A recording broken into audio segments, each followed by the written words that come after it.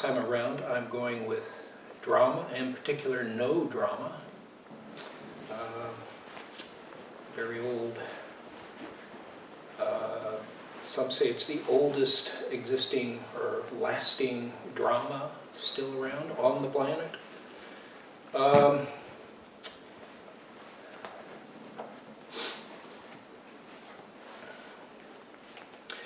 It's an intersection, a blending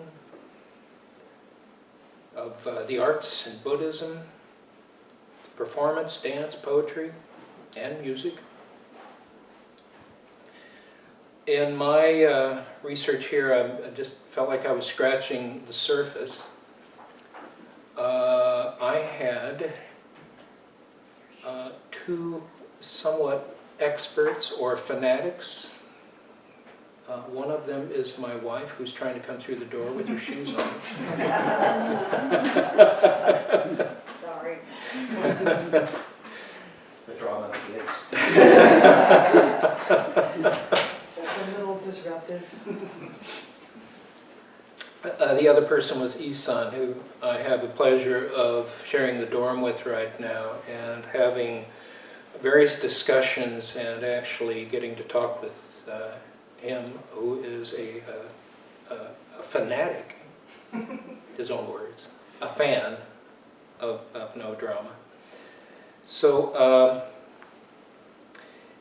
both Isan and Edie have helped put some flesh on the bones of my meager knowledge around this.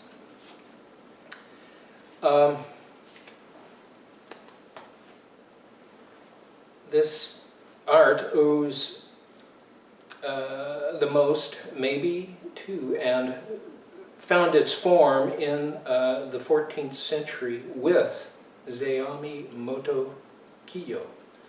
And his dates are 1363 to 1443. So he was roughly, well, actually very closely 110 years after Dogen. And he is considered the most important of the No playwrights. His family was an acting family. His father, I think, was father and cousins, and it sounds like everybody in the family was involved in this. They were Buddhist. And this is medieval Buddhism in Japan. As a systematic thinker, some of the scholars I've read have put him right alongside Dogen. And he does have a very interesting way of lining things out and creating a system for creating these plays on stage with the actors.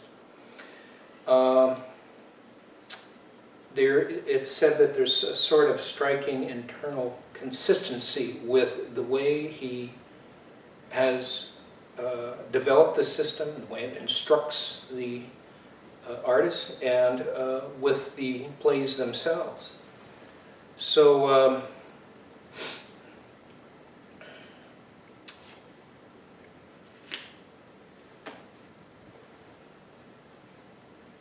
he wrote at one point, "No is a means to pacify people's hearts, to bring about a sense of contentment, and to promote a long life." He was strongly motivated by a desire to enlighten his audience through theatrical production. This enlightenment can only be brought about by actors who are masters of their craft. The ritual play must be performed brilliantly.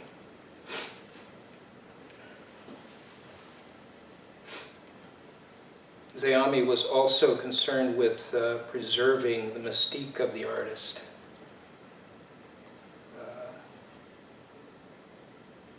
His essays, his treatises, were considered by him to be the secret and only for members of his immediate family and the Kanzei No school.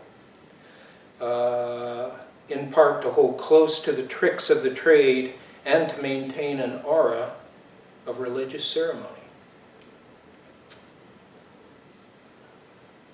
That's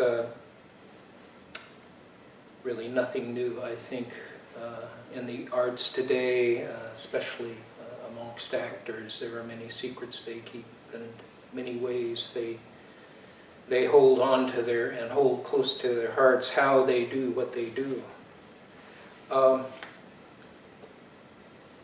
For Zeami, the training of an actor is to his performance as the disciplined practice of a monk is to his realization.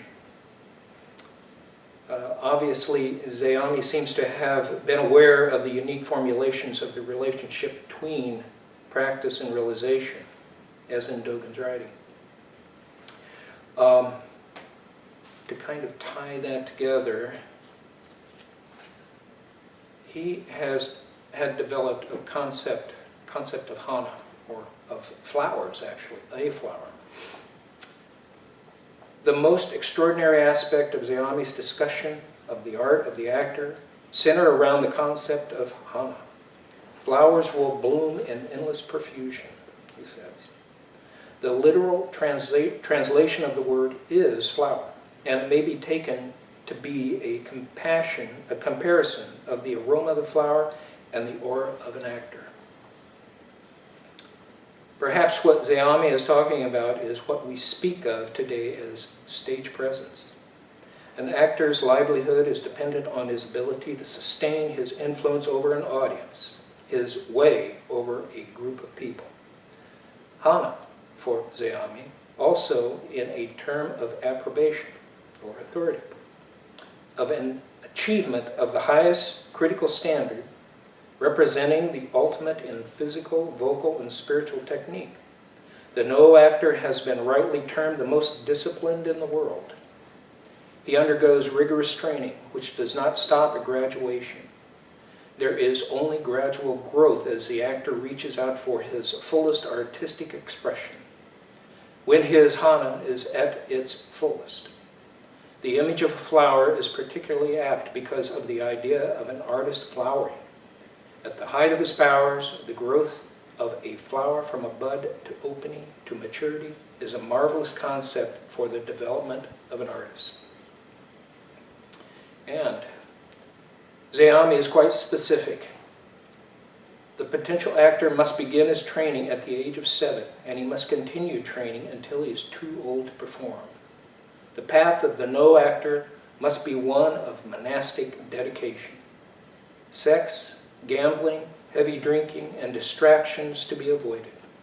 At 17, the actor must decide to give his life completely to the pursuit of hana and must continue to perfect his craft until he reaches the heights which he suggests occur in the 40s.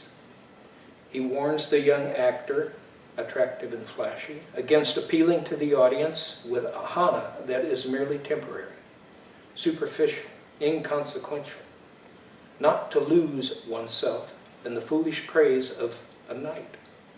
These traps can prevent full maturity, and the art of the young actor stops growing as a result of early success.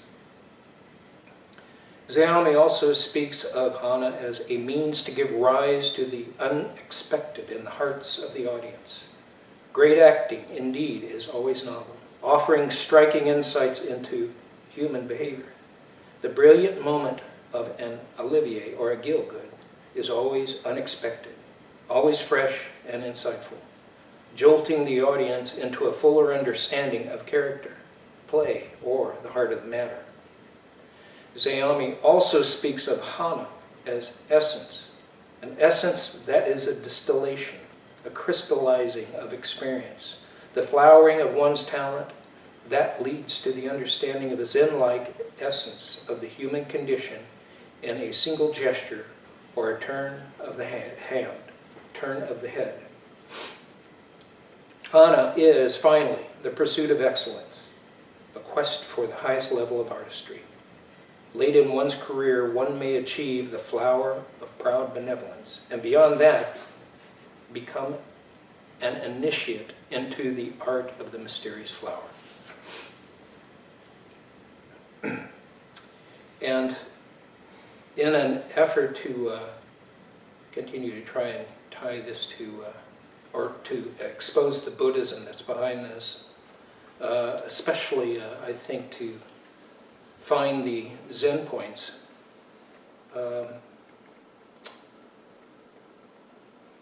Arthur Waley, who was considered a redoubtable man of Zen, first suggested in his 1921 volume, The No Plays of Japan. The idea of mystic transmission is involved in the concept of the flower.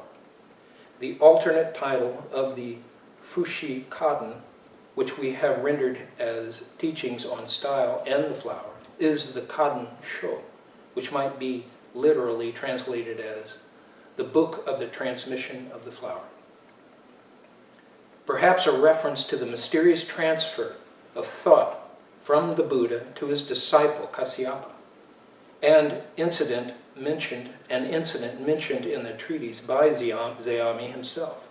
It is doubtless for this reason that Zeami often observes in the course of the treatise that some particular point cannot be explained in words alone, but requires an intuitive understanding on the part of the actor. That I find really fascinating. So it's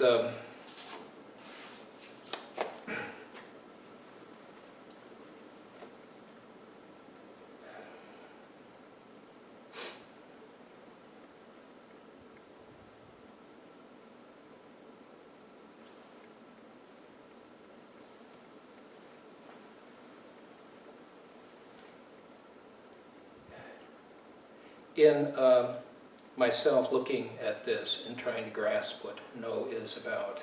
Like I say, I had the benefit of a couple of experts expressing what they've seen, what they've experienced. And my grasp, seeing that it's a play about, a drama about being caught, being stuck. And in some of the things I've looked at, thinking about what dukkha is, that's one of the explanations of dukkha, is being stuck, as opposed to sukha, being flow. So the flow of the artist is necessary to express the stuckness of the character that they're performing.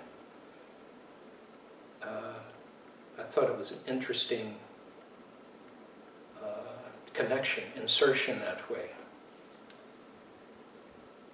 No, according to William Lafleur in The Karma of Words, that's this book, that on a level, no drama presents the common average Buddhism of medieval Japan.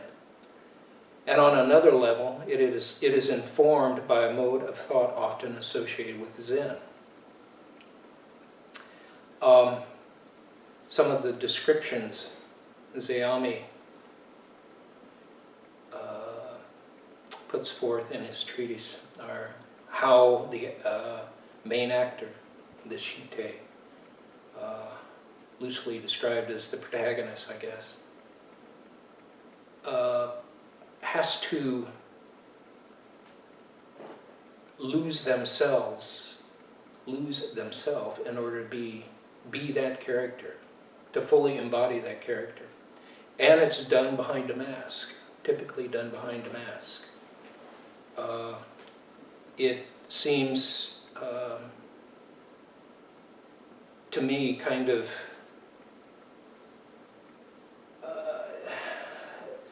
a very difficult thing to achieve in the end. But, you know, one of my first talks, I think I talked about the aspect of doing the arts and becoming the art itself, whatever it is, and losing oneself. Leaving, I think is the word. If I'm lucky in my studio while I'm painting, I drop off the world, and then if I'm really lucky, I leave, and the painting just paints itself.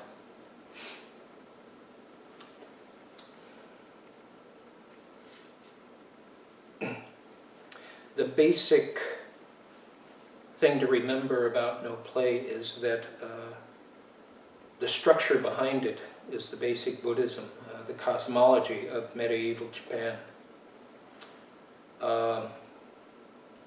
There are 6 rubrics of the basic cosmology. Rokudo system of transmigration. Hoji-san, in some of his lectures, has brought this up. Traveling through the 6 realms of divine ones at the top, humans, warring ones or Ashura, animal ones, hungry ghost, and hell-abiding ones. This is all pretty essential to understanding what No is about.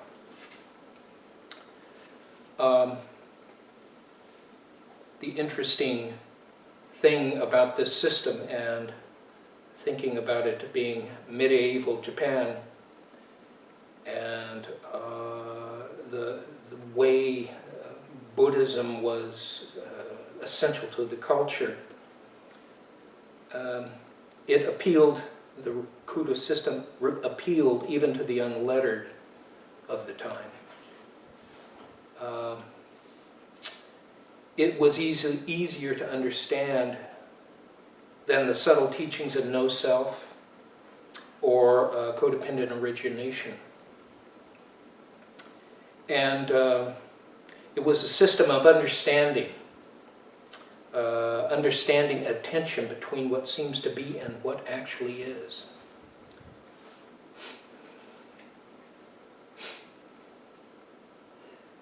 Many no play are taken from the tale of the Heike and the tales of long ago, as well as the tale of Genji and others. There are 2 basic categories.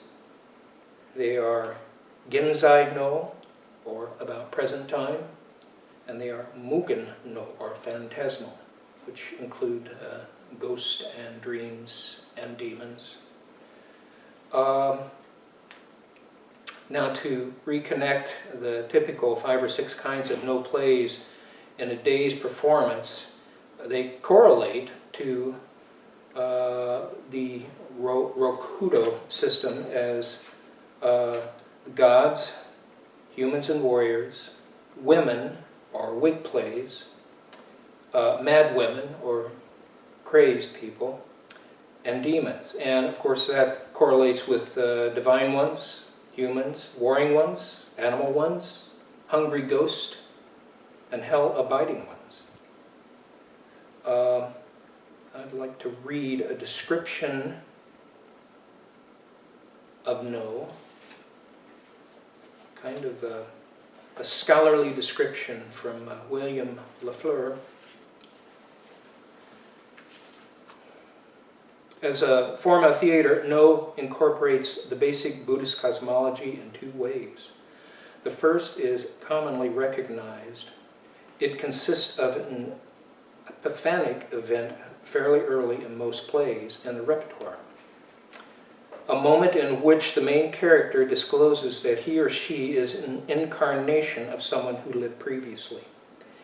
In almost every case, this revelation is accompanied by a dramatic narrative that rehearses the events and passions of the former existence, which led to the sad condition of the present incarnation. At this point, there are often overt references to the Rokudo and the inevitability of transmigration. This breakthrough moment signals not only that things are not really what they seem, a characteristic of even the most realistic or psychological forms of modern drama, but also the explanation for this lies in Buddhist cosmology, the real system lying behind the initial perceived world of appearances. In this double sense, the breakthrough represents the fulcrum between illusion and reality. Reality defined as the mode of theatrical presentation informed by Buddhist assumptions about man and the universe. Question. Yes. I know almost nothing about no drama. I think I've seen maybe a clip, video clip once, many years ago. Would you mind giving, for people like me, just a quick description of what it looks like when you're watching it, what it sounds like, how many actors there typically are? I was going to get into some of that, but I'm actually wondering if I could ask the fan to describe, because he gave me a wonderful description of it the other day. So, would you mind, Isan? Yes. Well, first of all, it's like zazen. It's very slow moving, very long, and occasionally tedious. And I particularly like the specific genre of novels, so I can't really talk about the whole general view. But the type of the novel I usually go and see is those ghost stories. For some specific reason I actually personally have. And normally 2 actors, very often just 1, rarely 3, and then it's a very formal, stylized decor. There's not much decoration or props at all, but there's a specific type of wall. And then singing, well, it's almost like a singing. Narrative is very slow. And when 2 persons is talking, 1 person actually sits in, I understand that's actually one of the formal sitting at that time. It's this way. And I actually have heard from somebody that it used to be one of the formal sitting in Zendo as well at that time. Anyhow, so one narrative, it's almost like a Wagner's ring cycle, so to speak. So, in the Wagner's ring cycle, when somebody's singing an aria, you can fall asleep and get up and they're still singing. It's a bit like that. But actually, that's an attraction to me. Is that okay? Yes, thank you. Thank you. I understand that, there's, of course, the mask, the Shite, the main character, as they come into the tortured character, the demon character, have these incredible brocade robes. Oh, okay. I guess That was they're my gorgeous. next question. What do Yeah. they wear? Yeah. I think everybody else is kind of regularly dressed as a priest or an old woman or something like that. And it's only the Shite that wears the mask. Oh. And I believe that for probably right up into the 20th century, only men performed No. Apparently there are women that are now performing, at least in an amateur way. Is that right? Edie tells me about her host mother that was downstairs cleaning the bathroom or so. My host grandmother. Okay. Actually, she was an aficionado of no chanting. It's a particular kind of chanting. So the other thing that is distorted is the voice. Unless you know what the libretto is, you're not going to be able to understand what they're saying. But my host grandmother used to, she was practicing that type of chanting, and it really does, it physically changes your vocal cords, and her throat was very meaty looking. She used to practice while she was cleaning out the bathtub. And because it echoes so nicely in the furoba, and I would hear it and not know what I was hearing until it was finally explained to me. I was relieved to know. Thank you. I have one more thing here, and it's actually a description of the day of No. And it is by Ezra Pound. I've found this interesting, especially the way he writes about it. I'll just start. In the performance of Utai, or No, the arrangements of pieces for the day is called Ban Gumi. Gumi means a setting in order, and ban is derived from the old term ban no mai, which was formerly used when the two kinds of mai, or dancing, the Korean uho and the Chinese saho, were performed one after the other. Now the Kadensho, or secret book of No, decrees that the arrangements of plays shall be as follows. A shugen must come first, and shugen, or congratulatory pieces, are limited to No of the gods, that is, to pieces connected with some religious rite, because this country of the rising sun is the country of the gods. The gods have guarded the country from Kami, Yo, the age of the gods, down to the time of the present reign. So in praise of them and in prayer we perform first this Kami No. The Shura, or battle piece, comes second, for the gods and emperors pacified this country with bows and arrows. Therefore, to defeat and put out the devils, we perform the Shura. That is to say, it is sympathetic. Apparently these first few are the really tedious, difficult plays to watch. So, Kazura, or Ona Mona, wig pieces, or pieces for females, come third. Many think that the Kazura will do, but it must be a female Kazura. For after battle comes peace, or Yugen, mysterious calm, and in time of peace the cases of love come to pass. Moreover, the battle pieces are limited to men. So we now have the female piece in contrast, like In and Yo, the different divisions of the metric before mentioned. The fourth piece is Oni no, or the No of spirits. After battle comes peace and glory, but they soon depart in their turn. The glory and pleasures of man are not reliable at all. Life is like a dream and goes with the speed of lightning. It is like a dewdrop in the morning. It soon falls and is broken.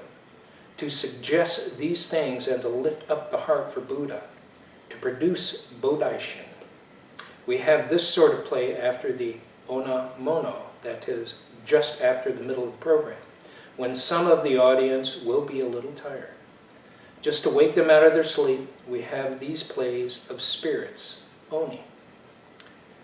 Here are shown the struggles and the sins of mortals, and the audience, even while they sit for pleasure, will begin to think about Buddha and the coming world. It is for this reason that No is called Mu Jin Kyo, the immeasurable scripture. Fifth comes a piece which has some bearing upon the moral duties of man: compassion, righteousness, politeness, wisdom, and faithfulness. The fifth piece teaches the duties of man here in the world, and the fourth piece represents the results of carelessness to such duties.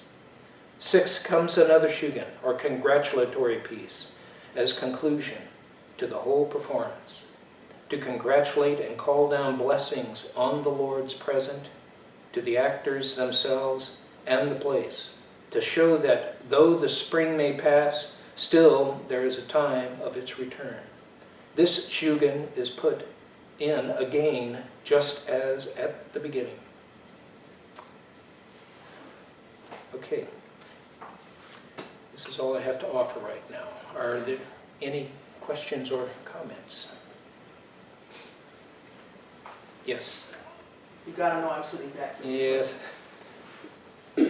So when I first encountered Zayami in grad school, it struck me how much his writing sounds like the writing of our teachers and ancestors in this Zen tradition. And I think the kind of drama that you're talking about is important for us for two reasons. Or there's two aspects. One is the Buddhist teachings in the plays themselves. And as you mentioned, there's a lot of content there about no separation. We see something and then we see the other side, and they're distinct but not separate, so there's that whole thing that's important. I think the other important piece for us is the way of training that you've talked about in Zayami's instructions to the actor.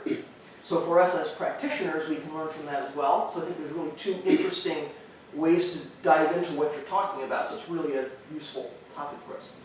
But I guess my question for you is, as you've read and thought about what Zayami teaches his actors, how does that help you, or what relationship do you see between that kind of training and the training you're doing, for instance, to lead liturgy, right? Because you've talked about the importance of the ritual aspect. If you lead the ritual aspect well, skillfully, you have an effect on everybody. So it seems to me like there's a parallel there. So because you also have actors in your family, and you've trained as a doshi, how do you see that connection? How do you see that kind of teaching supporting what you're doing? Does that make sense? Yes, it does.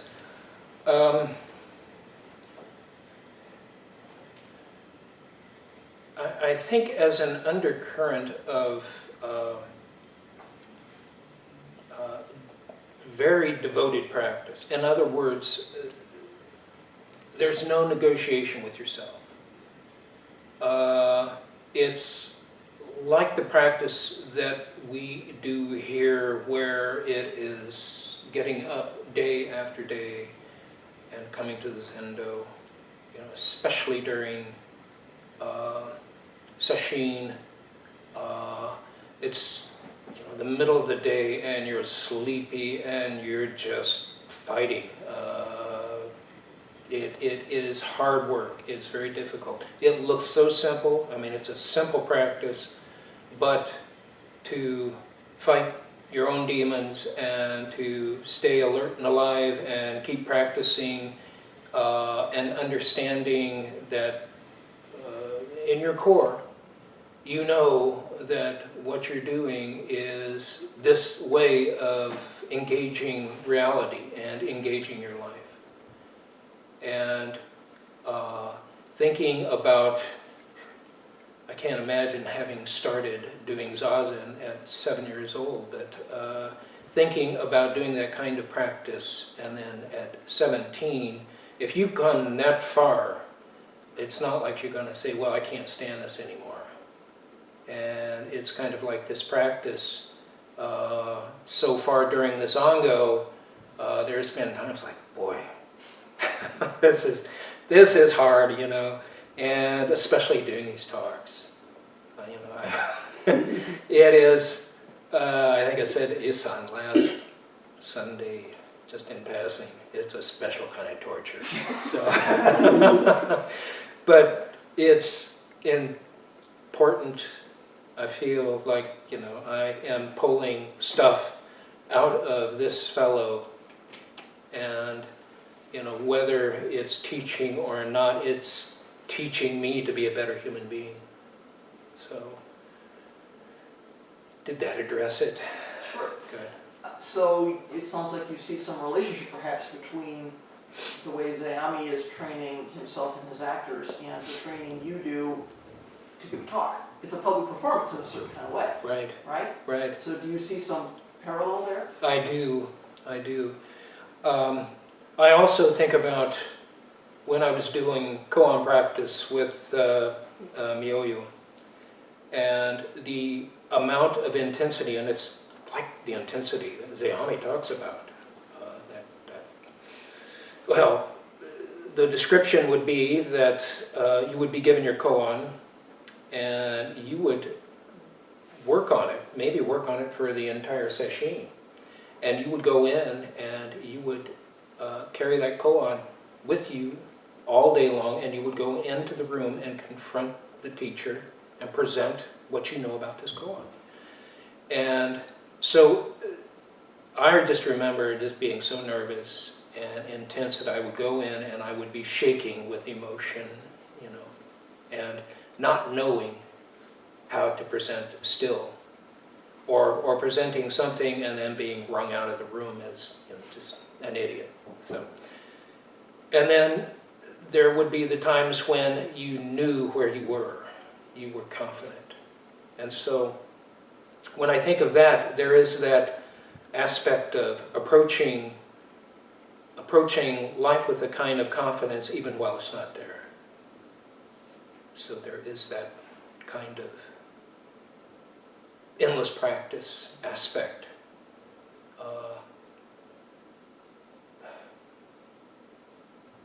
So Zami may be some help to you before your Hosshin, eh? Well, we would, yeah. Now All you the have help I some- can get, yes. You have some study material for your Hosshin. Yes, I do. I do. The nice thing about the Hosshin Shiki is I'm not going to have to give a talk. But I am going to have to talk.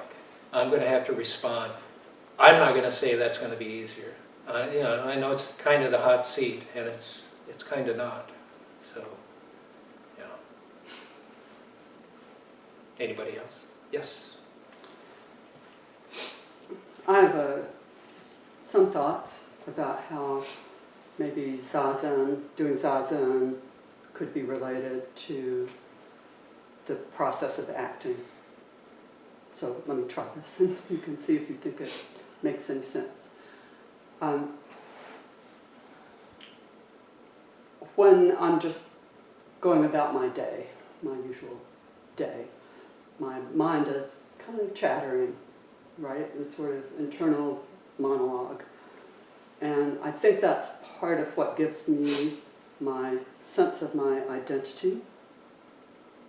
I'm white, I'm a certain age, I was educated a particular way, I have a particular job, I live here, blah, blah, all that stuff. And when we do zazen, we try to let that go, right? I mean, any thoughts that come up, we try to just let them float away. And I think that that has a profound effect on, at least while you're doing zazen, it has a profound effect on your identity. In a way, you kind of lose all those kind of mundane things about yourself. Hojo-san has written about this in some of his books. And it seems to me that an actor has to do something similar to that because they are becoming someone else temporarily. Does that seem right to you? That, of course, they have to speak lines and move around and so on, as if they are this other being. And so it isn't just a matter of quieting down that chatter that is part of their normal day, like your son. Mm-hmm. He's an actor, I know, and so when he's going about his normal day, he's Gray, which is his first name for those of you that don't know, and he's thinking about himself, being your son, or living wherever he's living, or whatever. But when he's actually taking on a character, doesn't he have to let all that go and replace those thoughts with the thoughts of the character that he's pretending to be? Does that I've make probably sense? talked about this before. I've had some conversations with him about how his process is. I remember when he first started getting roles, it was really fun to watch him, but I always felt like I was watching him. Mm-hmm. And then he finally got a big role, and all of a sudden I felt like I was watching, the character. I was watching who he was playing. Mm-hmm. Mm-hmm. And I told him this, and he took it to heart. He knew that, and he said, there is a point that things start to shift, and you're doing your work Mm-hmm. In spite of yourself. Mm-hmm. And when I visited him last September, and he was reading for a new part, and he was reading with his girlfriend, and I thought they were having this horrendous argument. It was just And it woke me up. It was in the middle of the night. Mm. And I was up in a loft, and I looked down over, and I saw them there, and they were just going at each other, but they had the script in front of them, you know. Yeah. And I was completely convinced. I mean, and of course, there he's in a comfortable situation, you know, doing it. And I think it's probably really different when you're up in front of the cameras and you're trying it, you're doing it again, doing it different ways. But I feel like that as he is getting his chops, you know, he's learning to let go of Gray Damon, and he's becoming whoever the character is. Mm-hmm. And it's kind of a beautiful thing to watch. Mm-hmm. Mm-hmm. So, you know, in that way, I'm kind of intimate with it. Mm-hmm. Yeah, thank you. Mhm. Yes. I was really interested that you're talking about theater, although it's a very specialized type that you're talking about. But I've recently thought a lot more about theater and acting than I ever had in my life. To start with, I went to see a performance in New York, and it made me start thinking. The main thing I kept thinking about, apart from just how delightful it was and what a wonderful experience it was to see it, was how do these people do this night after night after night? I mean, this was a very long run, almost nightly, as the same actors. And I saw it toward the end of the run, and it seemed totally fresh. And I just marveled at how can anyone do that? Well, subsequently, I've had some really interesting exchanges with a friend of mine in California who's an actor and director. And he just finished a run of a very intense play in which there are only two characters, and he was one of them. And in one of our email exchanges, he said that he was getting ready to start that weekend's performances, and he said, at this point in the day, I wonder how I'm going to be able to get my energy to do this again tonight. So after that, we had another exchange, and I said, I assumed that you got through your performances and you got your energy back. And at that point, he said, there's a great excitement every single time because I'm constantly responding to what the other actor is saying and doing every moment. And I read that and I thought it's almost as if he's talking about improvising, even though it's a set script, it's the same words every single night, it's the same plot, the same other actor.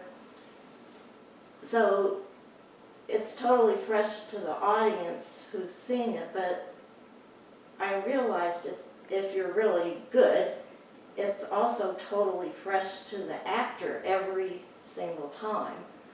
So as soon as you started talking about theater and Zen, I started thinking, well, what Dan was talking about is being totally in the moment, and every single moment is a new experience.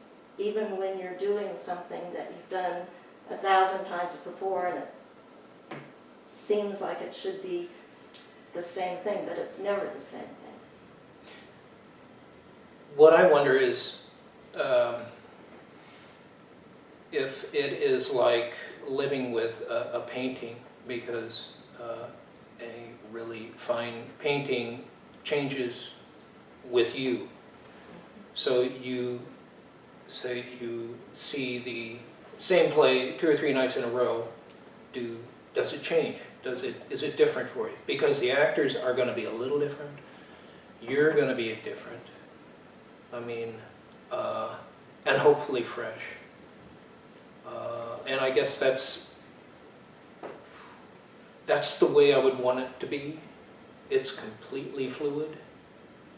You know, except out inside the structure, there it is, but it is completely fluid otherwise.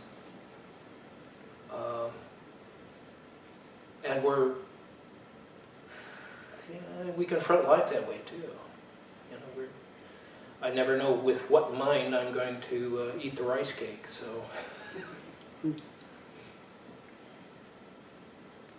Isan? Oh, yes, I was reading John Cage's biography, particularly focused on his connection with D.T. Suzuki. So it's really about how he expresses his understanding of Buddhism into his work. But the portion I read yesterday was really interesting to me because, as Hosshin says, during the Ango period, practice period, we always have to wake up really early, and both of us wake up at 4:20 to be in time. And then we've been living in the same place as Kojo-san, who's the creature of discipline. Since last summer, I got this inspiration. Maybe if I live like him, maybe I can learn like him too. So I've been following his daily schedule. So it's really disciplined. Sometimes I really don't want it. And then John Cage mentioned something like this. This was very interesting to me. Discipline is not like you make yourself disciplined. It is more about you give up you into discipline. And that's so much like what we do here. Yeah. And then I think that's also part of the main attraction for me to go see no play, because it's highly stylized, extremely disciplined art form. And performers are also going through like monk, life of monk almost. And then you sit there and you kind of have to give yourself up. You sometimes feel like, oh, this is boring. I wish I could do something else. But then you already committed and you're sitting here, and then you just have to let your thought go to be with what's going on the stage. So that's probably why it feels like zazen to me. And that's actually one of the main attractions that I live with, lifelong dancer. My partner is somebody who's been professional ballet dancer since 15 years old. And he currently teaches young people. And all of these people, this huge community of people, wake up every morning very early, go to the class like 8 o'clock in the morning. No matter how late their performance previous night is, it's really disciplined. And there's this sense of you just have to give your needs up into this form of discipline to discover your art, so to speak. So that was a very interesting line I read yesterday. And I think it really relates to what Hoko was pointing out.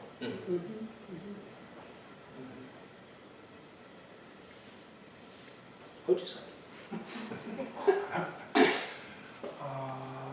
In order to make connection between Zayami and Americans, and it might be, I think, interesting to know that at least one of the origins of Suzuki Shunryu Roshi's inspiration about beginner's mind is Zayami.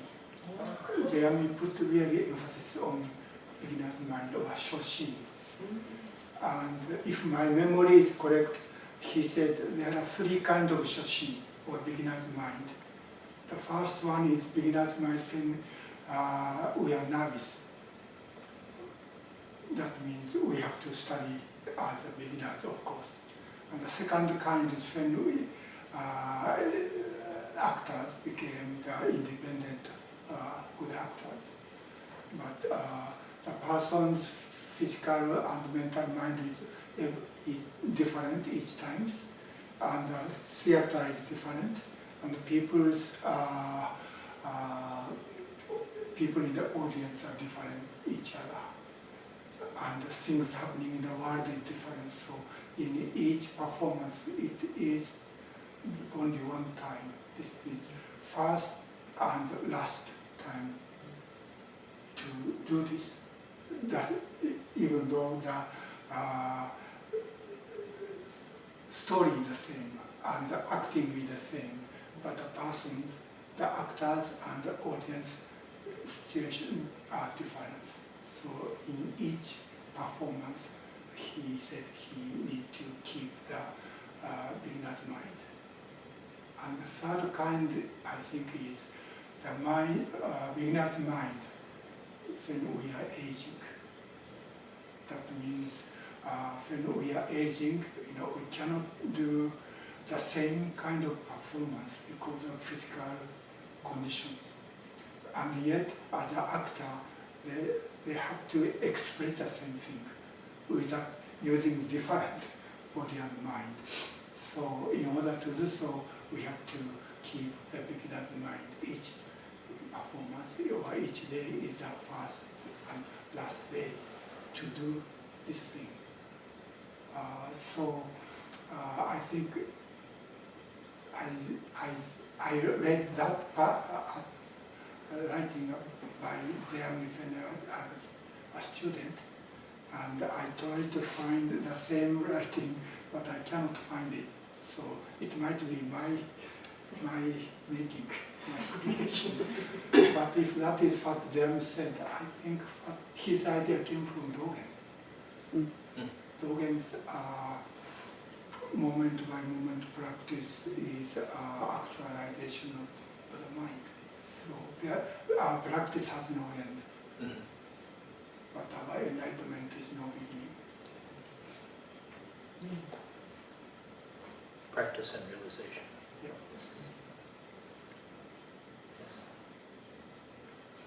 Yes. Just to follow up on that, I think it's in the very beginning of Zen Mind, Beginner's Mind. He says, it's at the very last part of the opening, where he's talking about what he means by beginner's mind. He says, and this is the real secret of the arts. Also, yeah.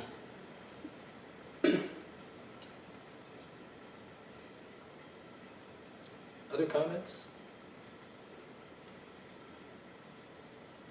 Shall we move on to tea? Yes. Thank you, everyone.